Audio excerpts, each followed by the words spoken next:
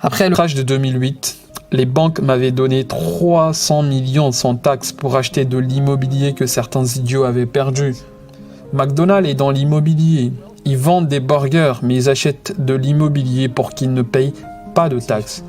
Et la plupart du temps, c'est genre des hedge funds. Vous ne faites pas d'argent, mais eux profitent de ces frais tous les jours. Si je suis un docteur ou un programmeur, là c'est du salaire parce que je travaille pour. Si j'achète par exemple des pommes pour 10 € et je les revends 20 €, ça c'est un revenu de votre portefeuille, un gain de capital.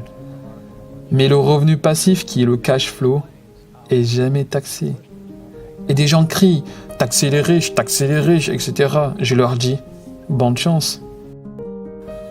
Avant toute chose, demandons-nous ce qu'est l'éducation financière. Ce n'est pas obtenir un travail, travailler dur et épargner, investir, diversifier son portefeuille dans différents stocks. Vous savez, les fonds communs de placement ou les trackers. Ce n'est pas cela. L'industrie financière, c'est deux choses. La dette et l'imposition. C'est là où la fausseté avait commencé en 1971, quand le président Nixon avait suspendu la convertibilité du dollar en or. Le dollar américain devenait dette. Et nous continuons à dire aux jeunes d'aller faire des études, d'obtenir un emploi, travailler dur et épargner. Et peut-être sortir de vos dettes. Qui leur dit de faire cela? C'est le truc le plus ridicule qui soit. Pourquoi voudriez-vous y épargner et travailler durement pour de l'argent si peu imprimer aussi vite que vous pouvez en travailler pour obtenir? En plus, ils ne font que réduire vos taux d'intérêt. Je pilotais pour la marine américaine en Vietnam. Et dans l'éducation militaire, différente de celle académique, on nous apprend à faire des erreurs. Donc, tous les jours, je pilotais. Et je devais éteindre l'engin à l'aéronef et cracher. Nous nous sommes entraînés au crash. Parce qu'un jour, comme vous le savez, vous allez cracher. J'ai craché 3 fois. Mais si je ne m'étais pas entraîné au crash, j'aurais pu mourir. C'est ce qui arrive à la personne moyenne pendant un crash financier. C'est qu'ils ne savent pas quoi faire. Et là maintenant, comme tu le sais, pour la classe moyenne du monde entier, nous sommes face à un crash. Le pouvoir d'achat du yen, de l'euro, du roupie chute drastiquement. Les gens travaillent laborieusement alors que les banques centrales du monde impriment plus d'argent. Trump avait dit à la Fed « N'augmentez pas le taux d'intérêt ». Cela enfume tous les épargnants. Et tout le monde entend que l'économie va bien, le marché des stocks aussi. Mais la classe moyenne et les pauvres passent un terrible moment. Chaque fois que je fais une intervention pour le public, il y en a qui me disent que ce que je dis est assez risqué. Regardez juste où va le cash. Suivez l'acheminement de votre argent. Ça ne rend pas la classe moyenne et les pauvres riches. Parce que ça ne fait que rendre Wall Street ou City of London encore plus riches. Tout ce qu'avait fait Wall Street aux États-Unis, c'est arracher les pensions des gens. Parce que la retraite est aux États-Unis le plus grand capital. Et les États comme Kentucky, New Jersey, Illinois ou Californie vont droit dans la faillite. Parce que Wall Street s'en est mêlé et retira toutes leurs réserves de pension. Donc, les enseignants comme mon père, les sapeurs-pompiers, les agents de police, ils n'ont plus de plan de retraite. C'est pour cela que je qualifie de faux argent, faux professeurs, faux actifs. Ils s'en mêlent dans le même système. Pourquoi ils ont suspendu la convertibilité du dollar en or? Et qu'est-ce que cela signifie? Qu'est-ce que nous ne savons pas? Cela signifie que depuis 1971, ils peuvent imprimer autant qu'ils voudraient. Et comme l'économie des États-Unis s'est empirée, le déficit augmenta. Ils peuvent imprimer encore et encore. C'est pourquoi, quand vous lisez le livre Fake, il y a un passage qui dit que les gens qui se font avoir aujourd'hui sont les pauvres et la classe moyenne, parce qu'ils travaillent pour de l'argent. Vous savez, les banquiers ne travaillent pas pour de l'argent. Ils ont de l'argent qui travaille pour eux. Grande différence ici dans la mentalité. Aux États-Unis aujourd'hui, nous avons les gens comme Ray Dalio de Bridgewater, un des plus grands types de hedge funds aux États-Unis, qui dit que l'écart entre les riches et les autres devient assez grand. On l'aurait déjà observé dès 1912 parce que le moment où vous corrompez le cours de l'argent lui-même, qui, disons-le, est la seule chose que tout le monde travaille pour, les épargnants, les autres, ils se font avoir. Et dans notre système, les faux argents, les faux enseignants, les faux actifs, ils font partie de ce système. Le gouvernement, l'éducation, Wall Street, City of London et tous les autres. Et à Paris aujourd'hui, il y a les gilets jaunes. Ce qui se passe aux États-Unis, c'est les Red Threads. Tous les enseignants enfilent ces t-shirts rouges parce qu'ils savent qu'ils se font avoir.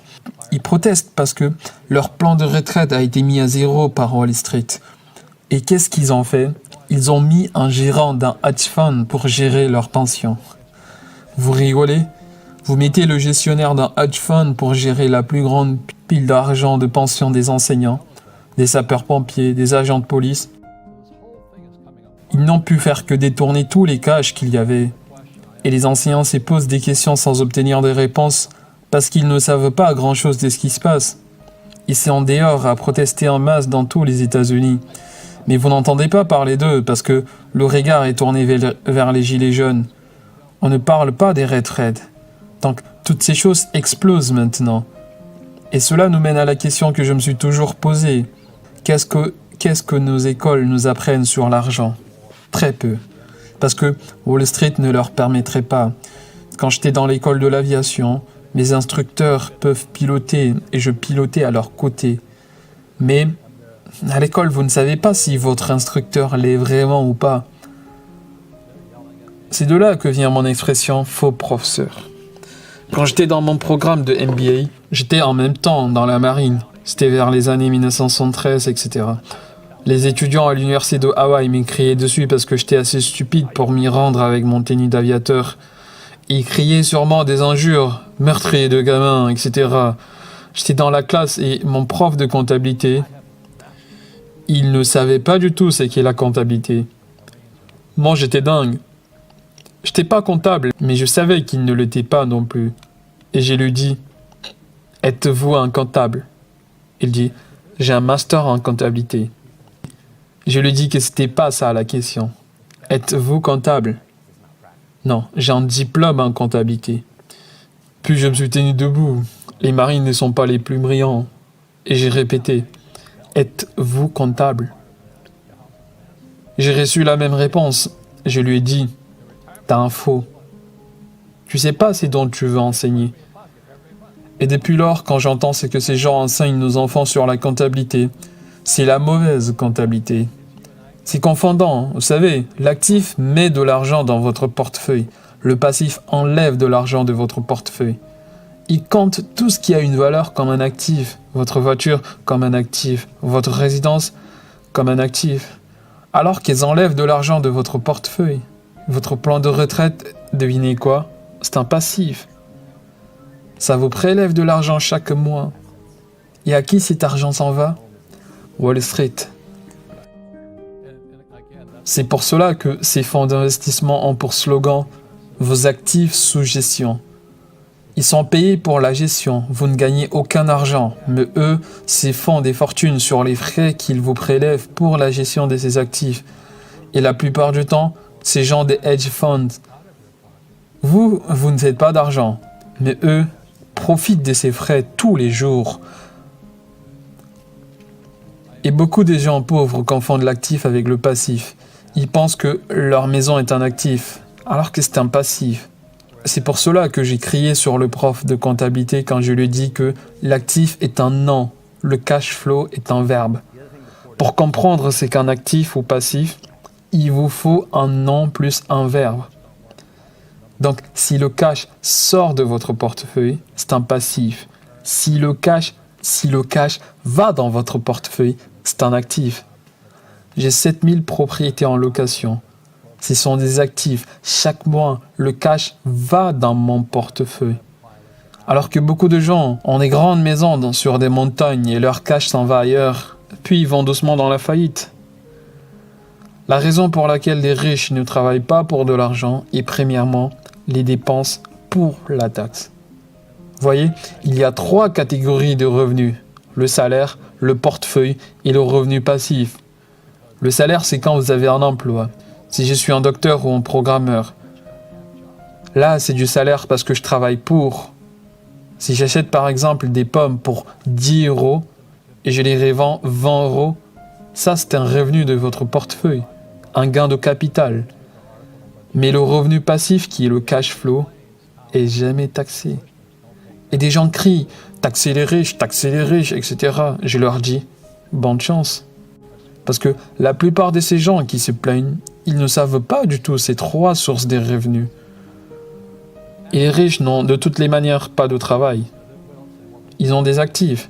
Et donc la personne moyenne assez vulnérable avec le slogan « envoyez les enfants à l'école ». Mais enfants, ils n'apprennent rien de tout cela. C'est pourquoi dans le livre Fake, comme nous l'avons évoqué, cet article du journal sur Jared Kushner qui explique comment les Trump et les Kushner ne payent pas la taxe et s'y font des millions et des millions de dollars. Et le reporter, le pauvre, ne pouvait pas comprendre. Parce que nos écoles ne nous apprennent jamais cela. Ces trois sources de revenus. Les lois sur les impositions sont utilisables pour tout le monde si vous avez l'éducation financière nécessaire.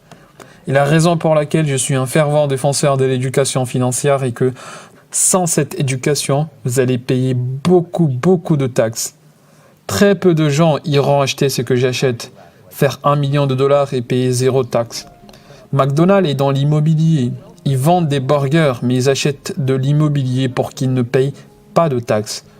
Cet entrepreneur Jeff Bezos, avec une fortune de 60 milliards de dollars, combien de taxes paye-t-il sur ces milliards? 0. Quand j'étais revenu du Vietnam en 1911, mon père pauvre disait « Va avoir un MBA ».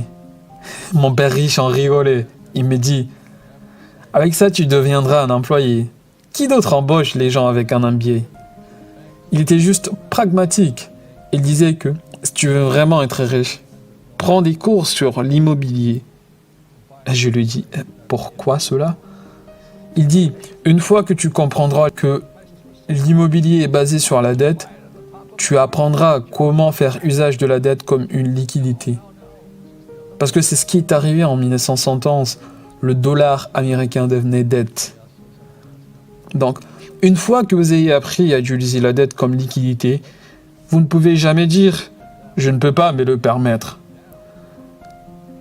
Après le crash de 2008, les banques m'avaient donné 300 millions sans taxes pour acheter de l'immobilier que certains idiots avaient perdu. Et je qualifie d'idiot parce que quand les prix sont si hauts, pourquoi voudriez-vous acheter quand le marché est en son summum? Ne savez-vous pas que ça va crasher un jour? Les subprimes, les marchés dérivés, les MBS et toutes ces choses ont contribué à mener le prix de l'immobilier si haut que le reste d'entre nous ne font qu'attendre et quand tout cela crache, tous ces immobiliers se libèrent et ils ont besoin, c'est fait, et la trésorerie ont besoin des gens comme nous pour aller au secours. Donc Wall Street nous donne des millions de dollars pour récupérer tous les immobiliers que ces gens avaient perdus. Et en plus, c'est juste, parce que chacun de nous peut le faire. Quand je demande à la personne moyenne, pourquoi ne fais-tu pas usage de la dette? Elle ne peut même pas répondre parce que son niveau dans ce domaine est si bas. Et c'est ce qui se passe actuellement dans le monde. C'est un ensemble de faux professeurs, faux argent, faux actifs. Les professeurs ne vous apprendront jamais cela parce qu'eux-mêmes ne le savent pas. Mon père pauvre ne savait pas du tout cela. Il pense que les riches sont des escrocs.